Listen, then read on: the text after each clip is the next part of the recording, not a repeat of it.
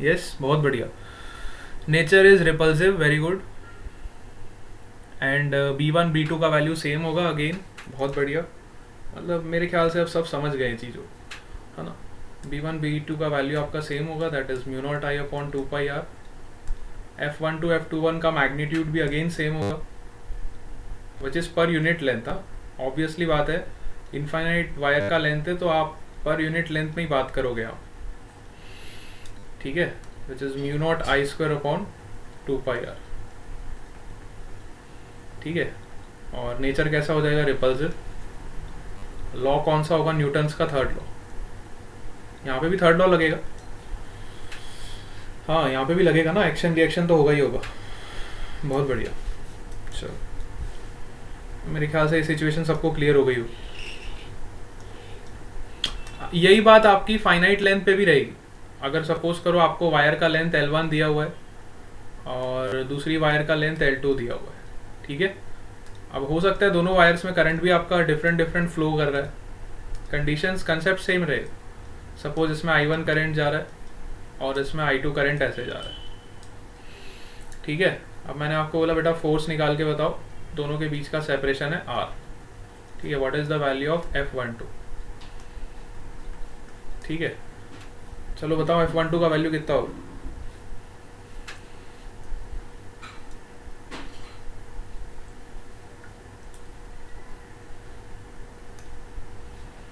What is the value of F12. अब मैंने infinite wires की जगह फाइनाइट वायर्स कर दिया और दोनों की आपको लेंथ भी दे दी है और दोनों में करंट का वैल्यू भी आपको दे दिया, है ना.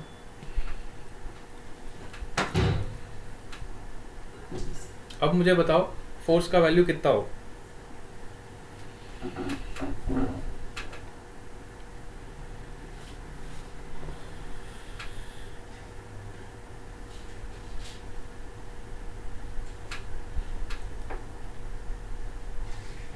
यस, तो पहले मैग्नेटिक फील्ड निकाल लो.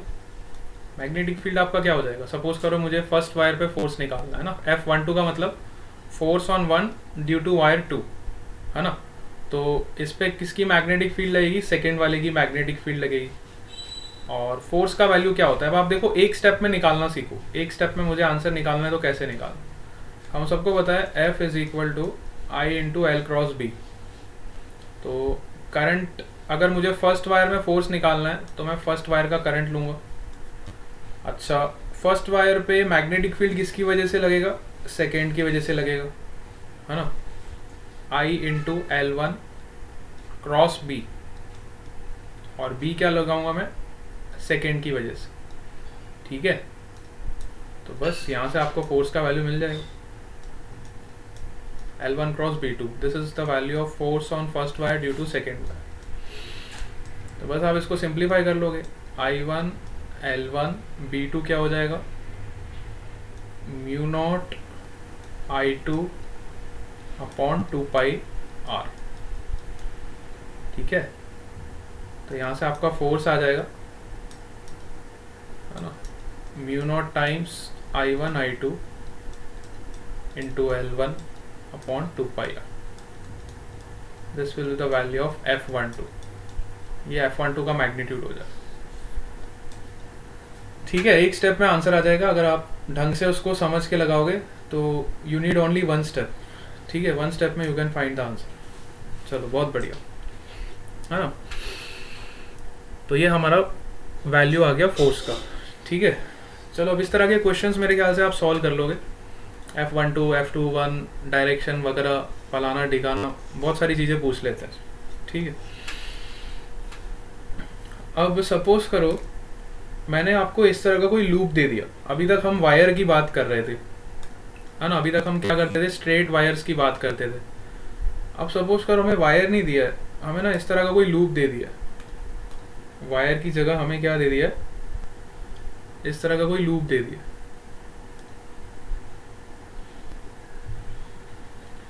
और इस लूप को हमने मैग्नेटिक फील्ड में रख दिया इस तरह से, है ना. इस लूप को हमने इस तरह से मैग्नेटिक फील्ड में रख दिया,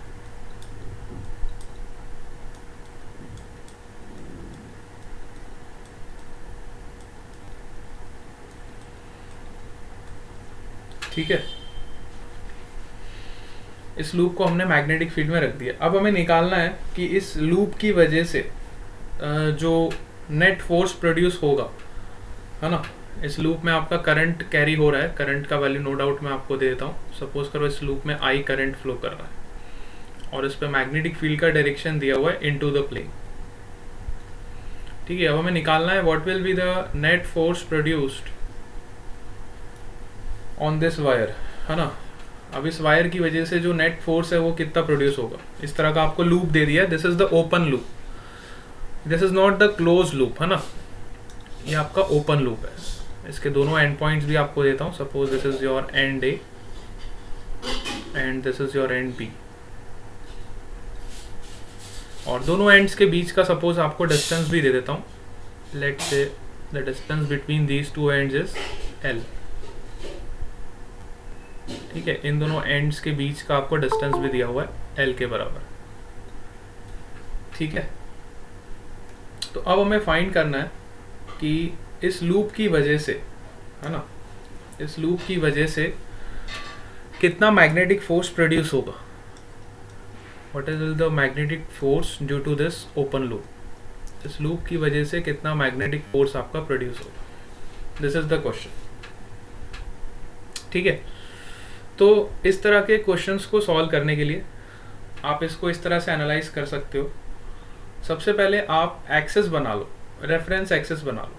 ठीक है, जैसे सपोज करो मैंने यहाँ पे एक एक्सेस बना दी, x access along the length, और यहाँ पे एक वर्टिकल एक्सेस बना दी, this is your Y access.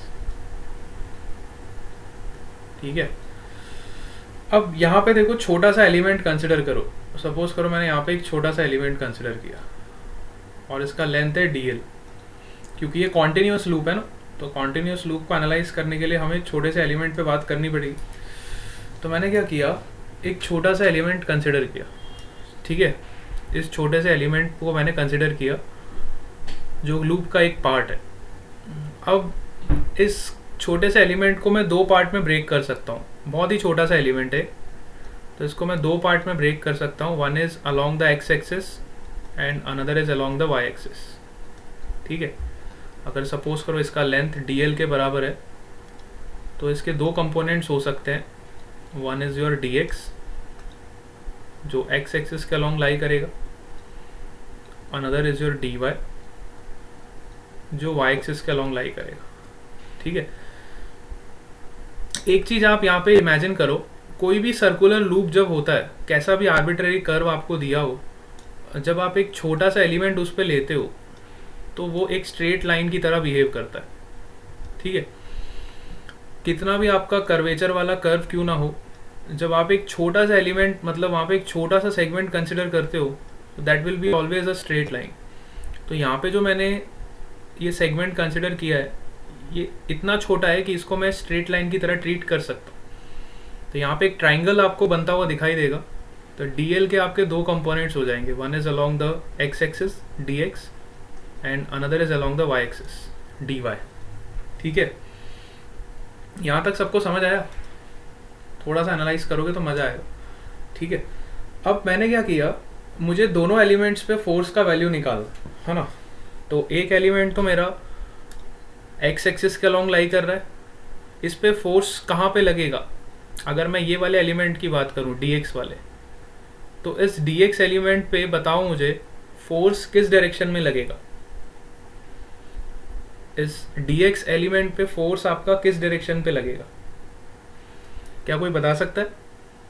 ये छोटा सा जो एलिमेंट है यहाँ पे dx, इतना छोटा सा, देखो इस पे जो फोर्स लगेगा उसका डायरेक्शन क्या होगा। You can use right hand palm rule, you can use Fleming's left hand rule, कोई भी रूल लगाओ, आपका डायरेक्शन सेम आएगा। You can rule right hand rule I into L cross B. अब यहाँ पे छोटा सा एलिमेंट है तो आप dx क्रॉस b ले सकते हो। dx क्रॉस b का डायरेक्शन देखो किधर आएगा। dx क्रॉस b जब आप करोगे तो आपका डायरेक्शन किधर आएगा।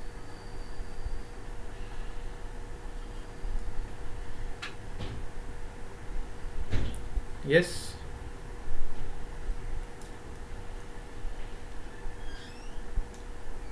अपवर्ड्स, वेरी गुड, बिल्कुल सही जवाब। Perpendicular to dx in upward direction, हाँ सही बात। अब इस एलिमेंट को थोड़ा मैं बड़ा करके बनाता हूँ ताकि आपको और अच्छे से दिखाई देगा। ये हमारा dx एलिमेंट है, ये हमारा dl लेंथ है, और ये हमारा dy, ठीक है। अगर मैं dx एलिमेंट पे बात करूँ तो आप लोगों ने डायरेक्शन बिल्कुल सही निकाला। इस dx एलिमेंट पे जो डायरेक्शन होगा फोर्स का, that is perpendicular to this element. तो x डायरेक्शन का जो एलिमेंट है उस पे y डायरेक्शन में फोर्स लगेगा, है ना। x डायरेक्शन का जो एलिमेंट है उस पे जो मैग्नेटिक फोर्स लगेगा छोटा सा, वो y डायरेक्शन में लगेगा। और अगर मैं ये वाले एलिमेंट की बात करूं तो इस पे फोर्स कहाँ लगेगा, ये वाला जो एलिमेंट है which is your dy element, इस एलिमेंट पे आपका फोर्स का डायरेक्शन क्या होगा, क्या कोई बता सकता है? छोटा सा जो y एलिमेंट है उस पे फोर्स का डायरेक्शन क्या होगा? Again you have to apply the same rule, right hand rule. Direction आपको वहीं से मिलेगा।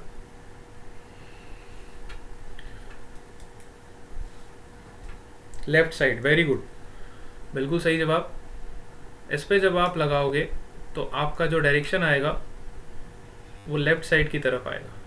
मतलब जो आपका y एलिमेंट है उस पे जो फोर्स का डायरेक्शन होगा वो x एक्सिस की तरफ होगा, मतलब x एक्सिस के अलॉन्ग होगा। और जो x एक्सिस वाला एलिमेंट है उस पे जो फोर्स का डायरेक्शन होगा वो y एक्सिस के अलॉन्ग होगा, ठीक है। तो चलो दोनों फोर्स को इंटीग्रेट करते हैं और नेट फोर्स निकालते हैं इस लूप की वजह से कितना होगा। तो पहले हम x वाले फोर्स को इंटीग्रेट करेंगे।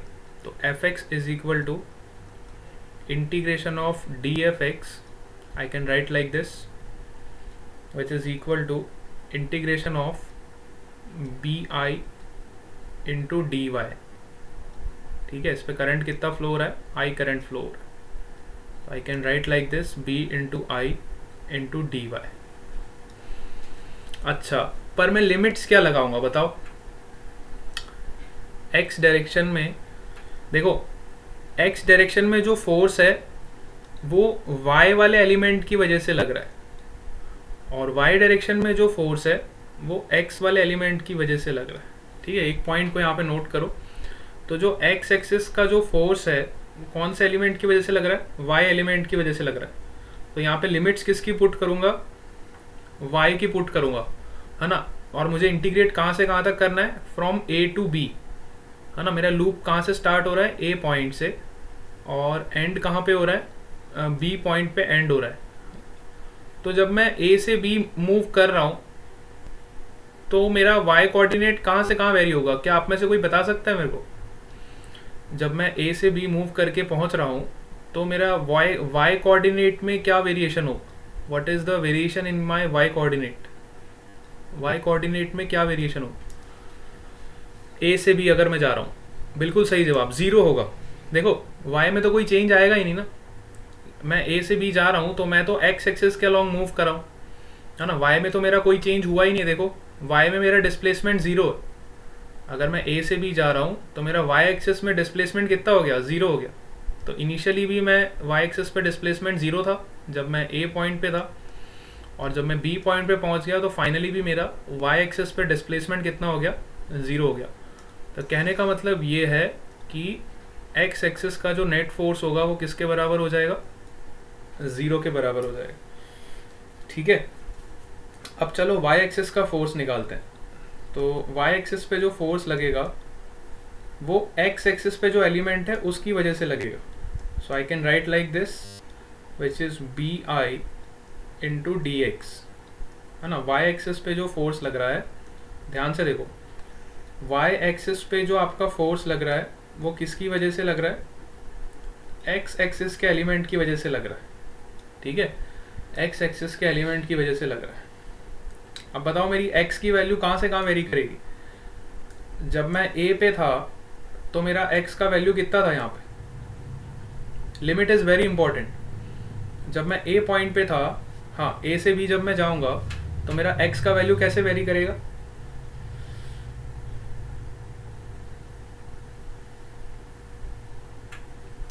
ए पॉइंट पे आपका x का वैल्यू कितना होगा बताओ?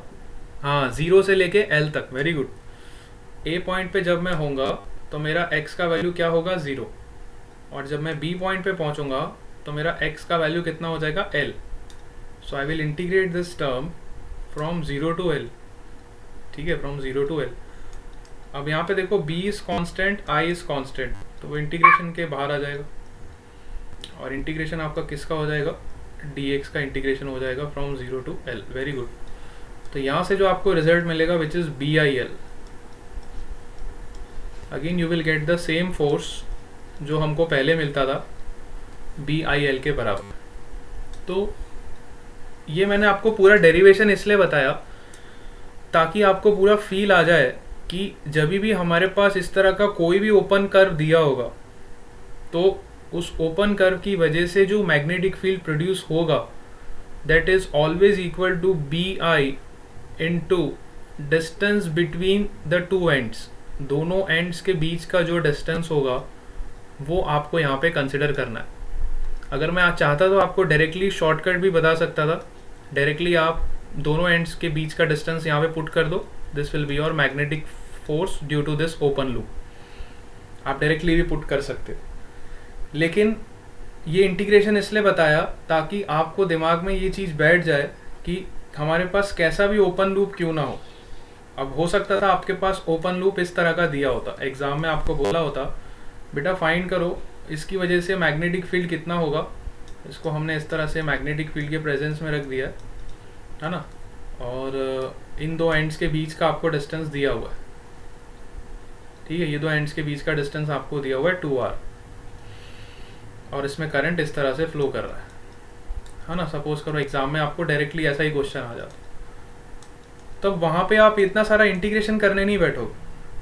अब हमें जब शॉर्टकट पता लग गया इसका कि मैग्नेटिक फोर्स जो प्रोड्यूस होगा वो किसकी वजह से प्रोड्यूस होगा?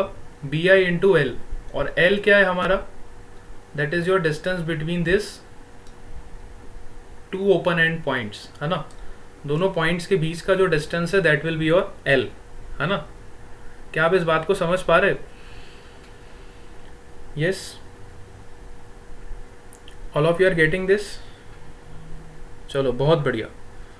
तो इस तरह के क्वेश्चंस कई बार एग्जाम में आ जाते हैं, तो वहाँ पे आपको इस चीज़ का बहुत ध्यान रखना है।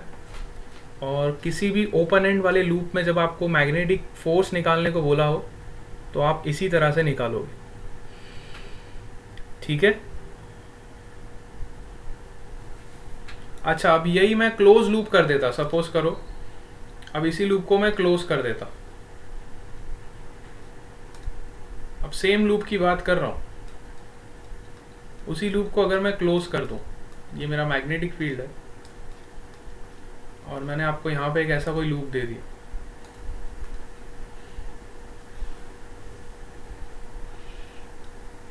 अब मैंने ओपन लूप नहीं दिया, आपको क्लोज लूप दे दिया, ठीक है, और बोला बेटा फाइंड करो what is the net magnetic force due to this loop. Current का डायरेक्शन आपको दे दिया इस तरह से क्लॉकवाइज। अब कोई बता सकता है कि इसकी वजह से नेट मैग्नेटिक फोर्स कितना प्रोड्यूस होगा?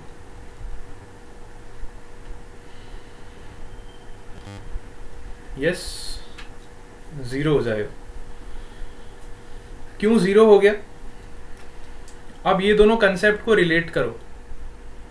अब मैंने सपोज करो ए पॉइंट से शुरू किया और वापस गोल घूम के कहाँ पे आ गया?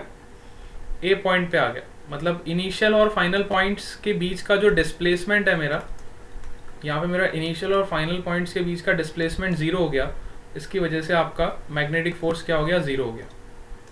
लेकिन अगर मैं ओपन लूप की बात करूँ तो यहाँ पे आपका डिस्प्लेसमेंट 0 नहीं, इनिशियल और फाइनल पॉइंट्स के बीच का जो डिस्प्लेसमेंट है यहाँ पे कितना है? 2r के बराबर। इसलिए यहाँ पे आपका मैग्नेटिक फोर्स जो होगा वो नॉन जीरो होगा। बात समझ आ रही है? तो इस तरह से आप डिस्प्लेसमेंट का कंसेप्ट यहाँ पे यूज करोगे कि आपके इनिशियल और फाइनल पोजीशन के बीच में अगर कोई डिस्प्लेसमेंट आ रहा है तो मैग्नेटिक फोर्स आपका प्रोड्यूस होगा।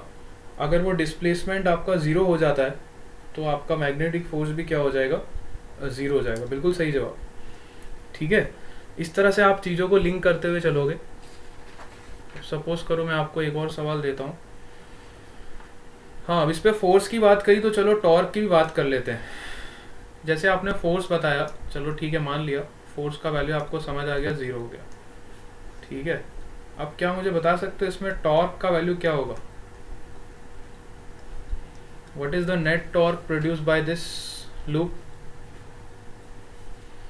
टॉर्क का वैल्यू होगा कि नहीं होगा?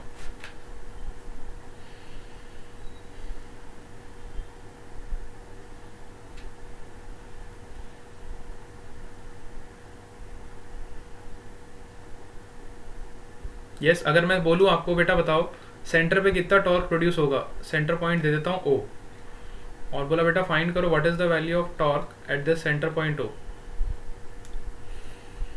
क्या टॉर्क प्रोड्यूस होगा इसकी वजह से? नहीं होगा। क्यों नहीं होगा? What is the reason?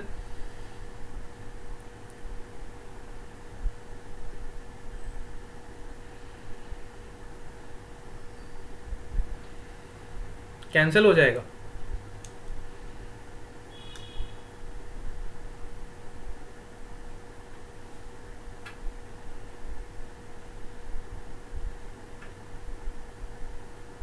कितने लोग बोलते हैं होगा, कितने लोग बोलते हैं नहीं होगा?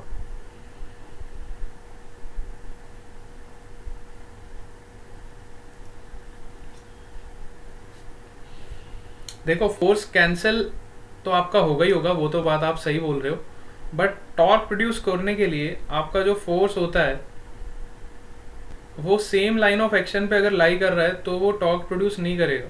अब यहाँ पे फोर्स देखो, अगर सेम लाइन ऑफ एक्शन जिस पॉइंट पे हमें टॉर्क निकालना है उसी पॉइंट पे आपका फोर्स लाई कर रहा है, तो कहाँ से प्रोड्यूस होगा आपका टॉर्क, है ना? जिस पॉइंट पे हमें टॉर्क निकालना है उसी पॉइंट से आपका फोर्स पास कर रहा है। परपेंडिकुलर डिस्टेंस तो यहाँ पे पैदा हो ही नहीं रहा है ना, परपेंडिकुलर डिस्टेंस तो यहाँ पे पैदा हो ही नहीं रहा है। अगर इसी सिचुएशन को मैं चेंज कर दूँ, अब बड़े ध्यान से देखना, यहीं से आपसे चीज़ें लिंक कर रहा हूँ। मैंने सेम लूप दिया आपको, अब यहाँ पे मैंने क्या किया, इसका करंट का डायरेक्शन भी सेम रखा, ठीक है, जैसा पहले रखा था। ये आपका कॉइल भी सेम है, A B C और D, ठीक है। लेकिन अब मैंने एक थोड़ी सी चालाकी करी, मैंने मैग्नेटिक फील्ड की डायरेक्शन ऐसे कर दी, ठीक है।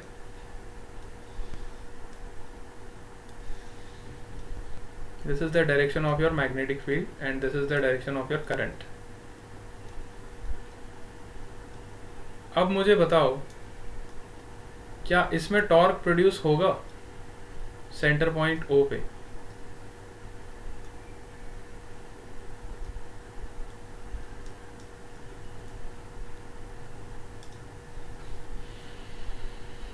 क्या इस सिचुएशन में आपका टॉर्क प्रोड्यूस होगा कि नहीं होगा? अगर होगा तो कितना प्रोड्यूस होगा? अगर टॉर्क प्रोड्यूस होगा तो कितना टॉर्क प्रोड्यूस होगा? सपोज आपको लेंथ भी दे दिया मैंने, इसका लेंथ मैंने L दे दिया, इसका लेंथ मैंने आपको B दे दिया,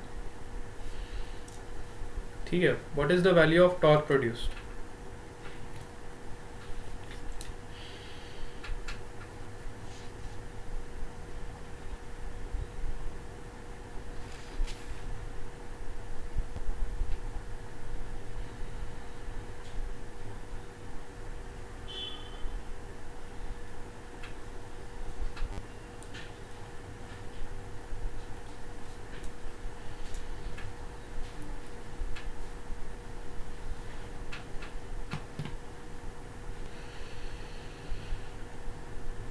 यस, कितना टॉर्क प्रोड्यूस होगा? वेरी गुड, मान लिया, चलो ठीक है, वेरी गुड, आप लोग सही हो, टॉर्क प्रोड्यूस होगा, यू आर करेक्ट। कितना प्रोड्यूस होगा ये भी बताओ।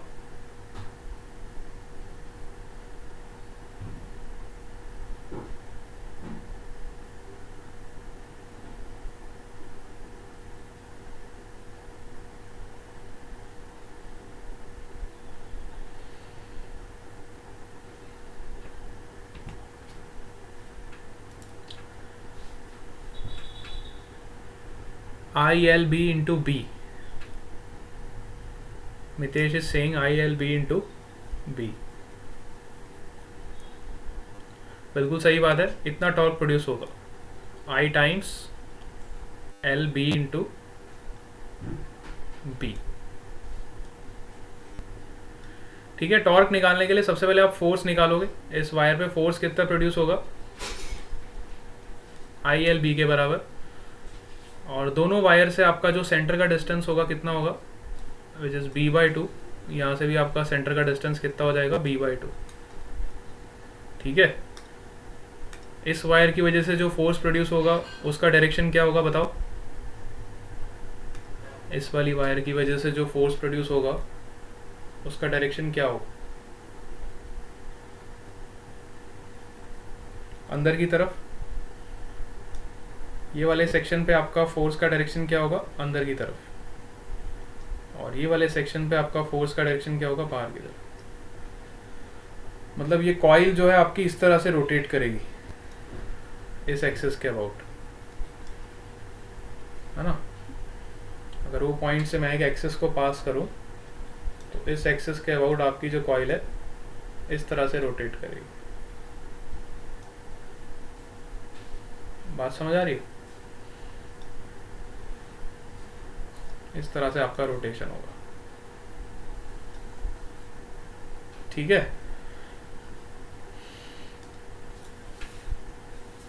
All of you clear up to this. यहां तक किसी कोई दिक्कत?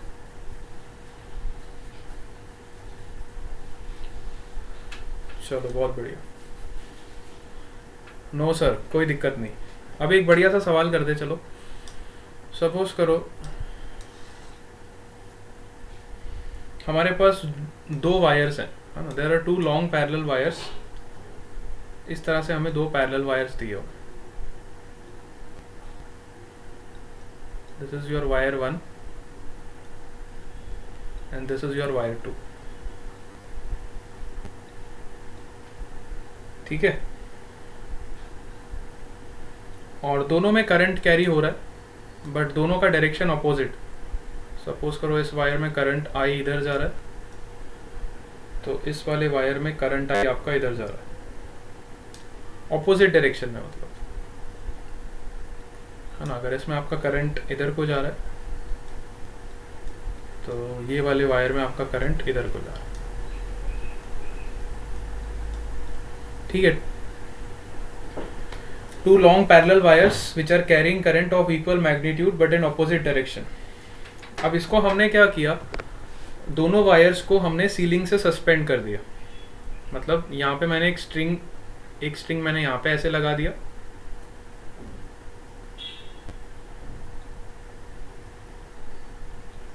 और दूसरा स्ट्रिंग मैंने यहाँ पे ऐसे लगा दिया.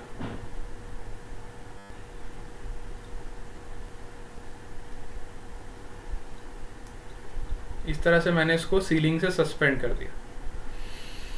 ठीक है, पर कंडीशन क्या रखी कि सभी लेंथ मैंने इक्वल रखे. ये भी लेंथ L रखा, ये भी लेंथ L रखा, ये भी लेंथ L रखा और ये भी लेंथ L रखा. ठीक है, अब आप इसको यहाँ से देखो तो आपको ज़्यादा अच्छा दिखाई देगा. अगर आप इसको यहाँ से देखोगे, अपनी आंखों को ऐसे करके देखो,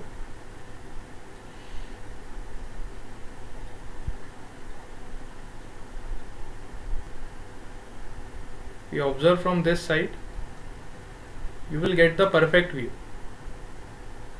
ठीक है, आपको परफेक्ट व्यू दिखाई देगा यहाँ से अगर आप अपनी देखोगे.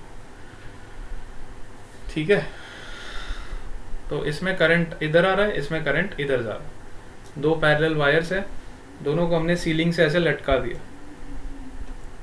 ठीक है, और इन दोनों वायर्स का आपको मास पर यूनिट लेंथ गिवन है which is lambda. Mass per unit length which is equal to lambda. It is given in the question and you have to find the value of theta assuming theta is very very small, है ना. Theta क्या है आपका, यहाँ vertical से जो angle बन रहा है.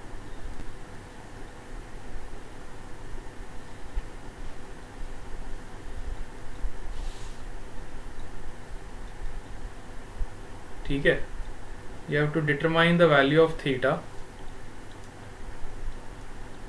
but at the same time it is given that theta is very very small. ठीक है, मैं एक बार क्वेश्चन फिर से रिपीट करता हूँ, जिन बच्चों ने ध्यान नहीं दिया वापस दे लेंगे एक बार. देखो, दो पैरेलल वायर्स आपको दिए हुए हैं और दोनों में करंट, सेम करंट फ्लो कर रहा है but in opposite direction, and both the wires are taut by a string. दोनों को हमने स्ट्रिंग से कनेक्ट कर दिया, सीलिंग से. ठीक है, इसको हमने एस पॉइंट पे कनेक्ट कर दिया, इसको ए पॉइंट दे दो, इसको हमने बी पॉइंट पे कनेक्ट कर दिया. ये स्ट्रिंग की हेल्प से हमने दोनों वायर्स को आगे और पीछे कनेक्ट कर दिया सीलिंग से. तो अब हमें फाइंड करना है कि थीटा का वैल्यू कितना होगा इस सिचुएशन के लिए, और कंडीशन ये गिवन है कि थीटा बहुत ही छोटा है. तो हमें फाइंड करना है what is the value of theta. What is the value of theta. काफी अच्छा क्वेश्चन है. क्वेश्चन सबको समझ आ गया? चलो, बहुत बढ़िया है ना. क्वेश्चन समझ आ गया ना सबको?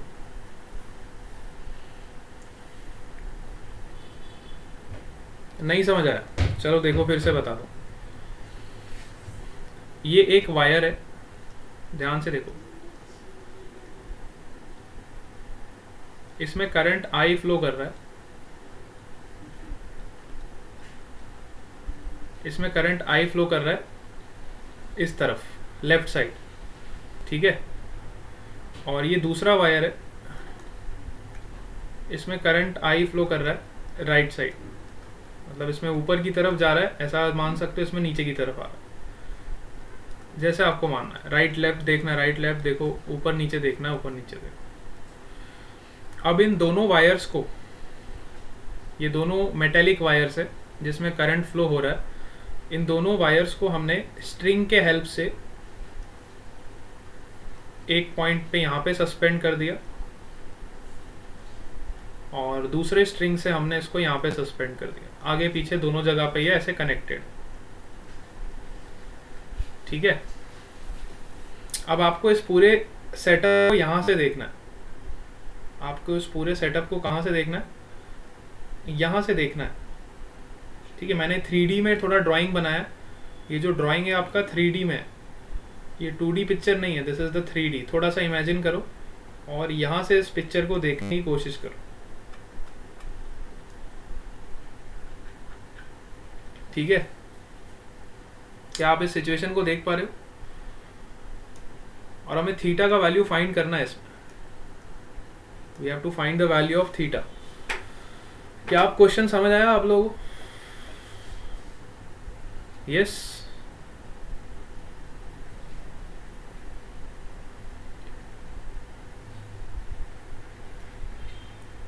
क्वेश्चन समझ आया कि नहीं आया?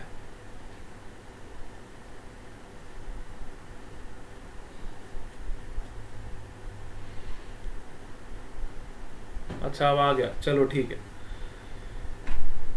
तो आप लोगों के हिंट के लिए मैं आपको इसका 2D डायग्राम भी बना देता हूँ, क्योंकि क्वेश्चन में 3D डायग्राम दिया हुआ है. 2D में आपको यहाँ से देख के खुद भी बना सकते हो, और जिसको दिक्कत आ रही है उसके लिए मैं बना के देता हूँ.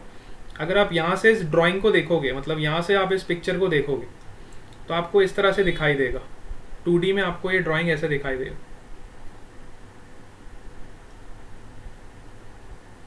ये वाले दोनों पॉइंट्स आपको एक के ऊपर एक कोइंसिडेंट दिखाई देंगे. तो ए पॉइंट भी आपका इधर आ जाएगा और बी पॉइंट भी आपका इसके ऊपर आ जाएगा. आपको यहाँ से देखना है इस ड्राइंग. ठीक है, सिमिलरली अगर मैं यहाँ से देखूंगा तो ये वायर का मुझे ये वाला एंड दिखाई देगा, और यहाँ से देखूंगा तो वायर का ये वाला एंड दिखाई देगा. मतलब यहाँ पे करंट आपका बाहर की तरफ आ रहा है, तो मैं यहाँ पे क्या शो करूँगा? यहाँ पे मैं शो करूँगा डॉट, और ये वाले एंड पे आपका करंट अंदर की तरफ जा रहा है, तो इस एंड पे मैं क्या शो करूँगा? क्रॉस. ठीक है, 2D में आपको कुछ इस तरह का पिक्चर दिखाई देगा, और ये आपका एंगल होगा theta. This is your first wire, ये फर्स्ट वायर आपको यहाँ पे ऐसे दिखाई देगा, और सेकेंड वायर आपको ऐसे दिखाई देगा।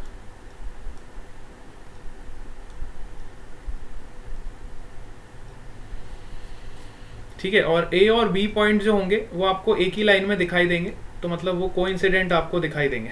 ए के पीछे आपका बी वाला पॉइंट पीछे छिप जाएगा। आप यहाँ से देखो, इसको इधर से देखने का कोशिश करो, तो आपको अपने आप ये डायग्राम एनालाइज हो जाएगा। ये 2D डायग्राम इसका ऐसे हो।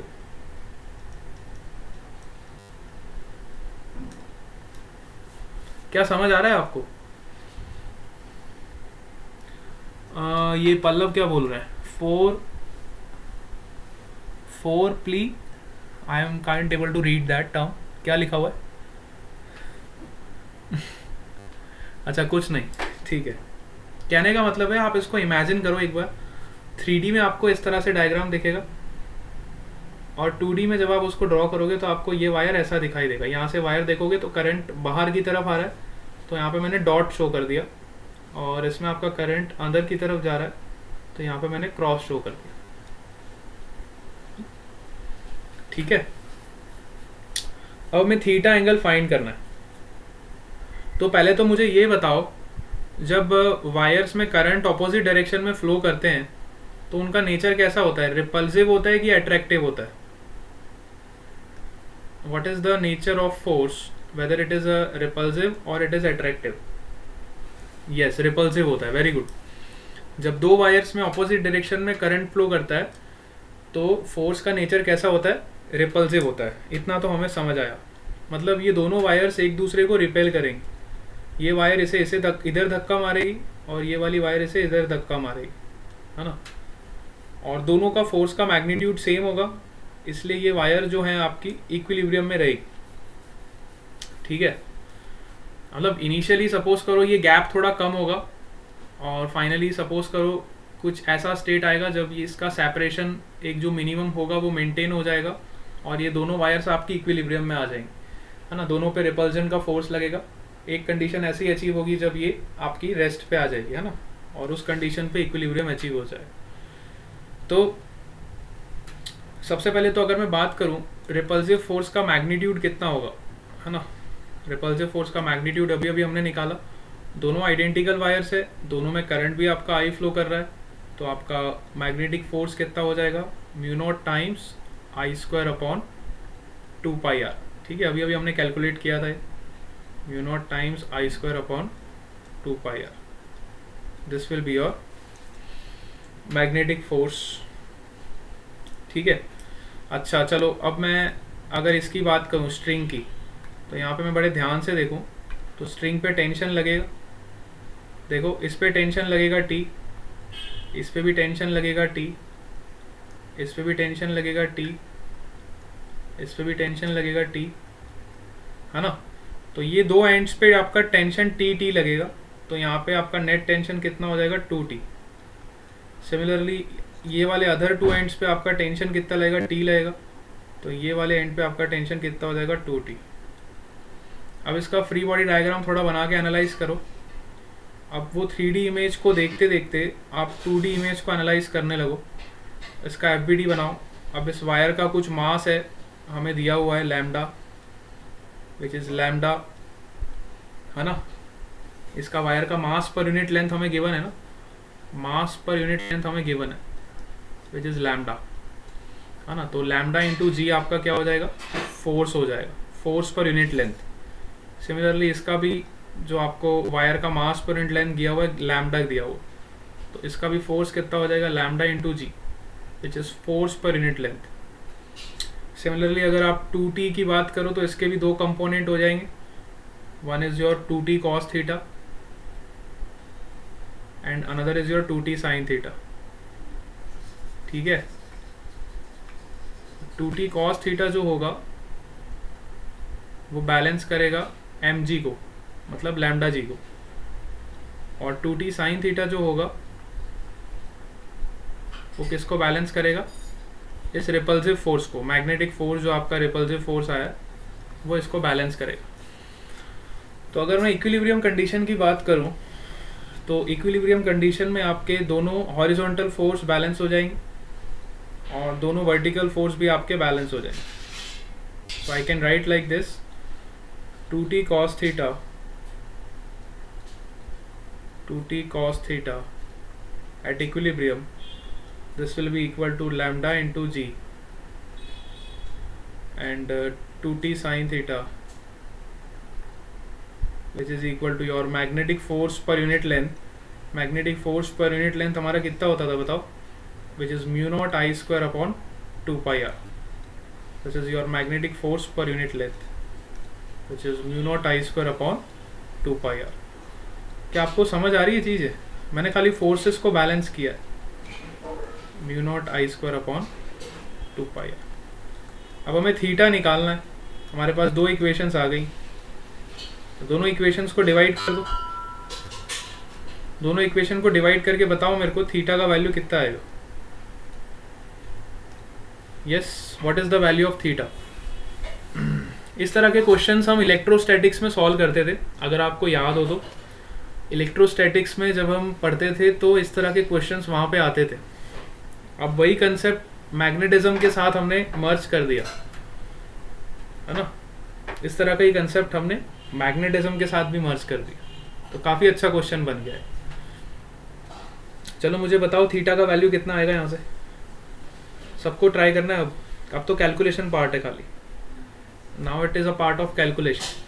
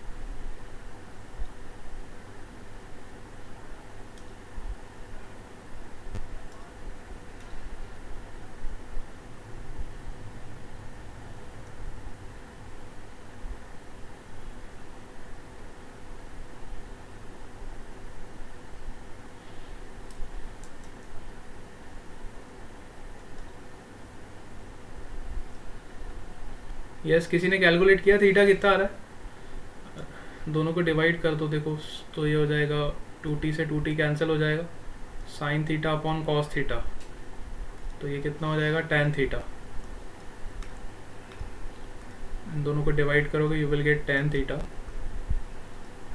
विच is equal to mu naught I square upon 2 pi r divided by lambda जी. तो लैम्डा जी भी आपका डिनोमिनेटर में ही आ जाएगा. ठीक है.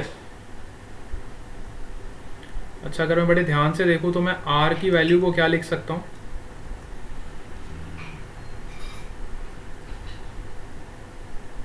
r की वैल्यू को मैं क्या लिख सकता हूं? r क्या है मेरा? r मेरा दो वायर्स के बीच का डिस्टेंस है ना. ये दो वायर्स के बीच का डिस्टेंस ही तो मेरा r है. तो r को मैं क्या लिख सकता हूँ? अगर ये मेरा l है तो ये मेरा l साइन थीटा और ये भी मेरा l साइन थीटा. तो r को मैं लिख सकता हूँ 2l साइन थीटा. ठीक है. r को मैं क्या लिख सकता हूँ? 2l sine theta. ये भी l है, ये भी l है. So this will B l sine theta and this will also l sine theta. तो मेरा जो r हो जाएगा वो 2l साइन थीटा के बराबर हो जाए. 2l sine theta.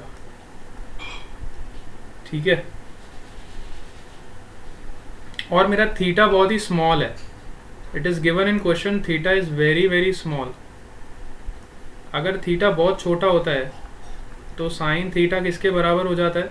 थीटा के बराबर.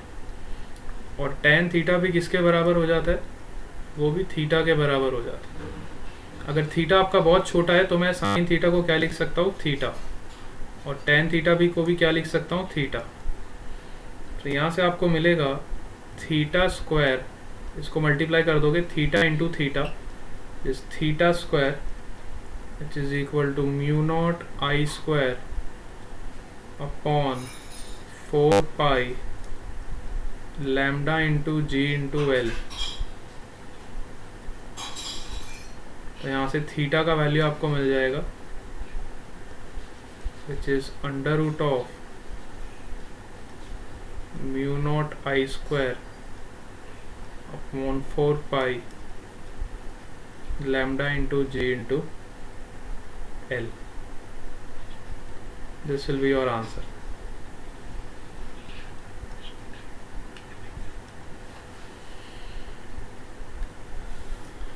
है ना, mu naught I square upon 4 pi lambda G L. अच्छा, आपने आर के टर्म्स में निकाला है क्या, आर को एल के टर्म्स में कन्वर्ट कर दो। जिन्होंने आर के टर्म्स में निकाला है उसको एल के टर्म्स में कन्वर्ट करो। ठीक है, तो ये काफ़ी अच्छा क्वेश्चन देखो यहाँ से फ्रेम हो जाता है। जो हमने कंसेप्ट पढ़े उसी पे बेसिस पे काफ़ी अच्छा क्वेश्चन बन गया। थोड़ी सी मैकेनिक्स हमने इसमें ऐड कर दी, है ना, थोड़ा सा मैकेनिक्स का पार्ट इसमें ऐड हो गया मैग्नेटिज्म के साथ। काफ़ी अच्छा क्वेश्चन फ्रेम हो जाता है। ठीक है, ये सबको समझ आ गया ना, किसी कोई दिक्कत, एनी वन ऑफ यू, सबका आंसर आ गया है? कोई स्टेप में दिक्कत है तो बताओ। यस,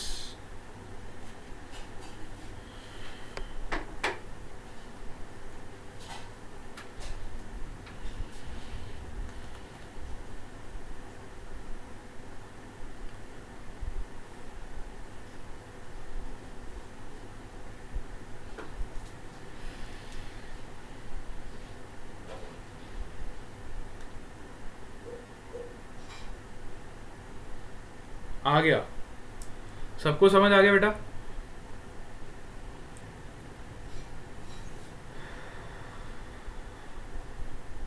बाकी बच्चे सो रहे हैं क्या ग्रुप में? हाँ चलो ठीक है, वेरी गुड। ओके, आज हम सेशन को यहीं पे एंड करते हैं।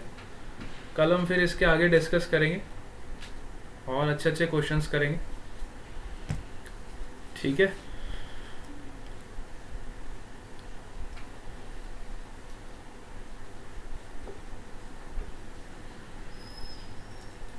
Okay, bye bye to all of you.